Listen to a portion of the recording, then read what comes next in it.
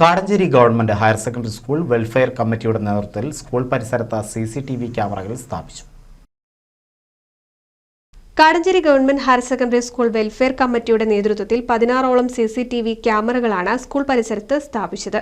ക്യാമറകളുടെ സമർപ്പണം welfare committee chairman PK Abubakar Haji നിർവഹിച്ചു. Vice chairman NV Abdul Salam അധ്യക്ഷത വഹിച്ചു. കാലടി ഗ്രാമപഞ്ചായത്ത് വികസന standing committee chairman KK Anandan മുഖ്യാതിഥിയായി.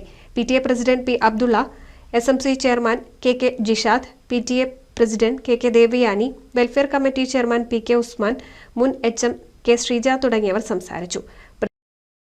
നമ്മുടെ സ്കൂളിന്റെ ഒരു ചിരകാല സ്വപ്നം തന്നെയാണ് ഇന്ന് പോകാനിരിക്കുന്നത്. നമ്മുടെ ഈ വെൽഫെയർ കമ്മിറ്റി രൂപീകൃതമായിട്ട് ഏകദേശം 1 വർഷമായിട്ടുള്ളൂ.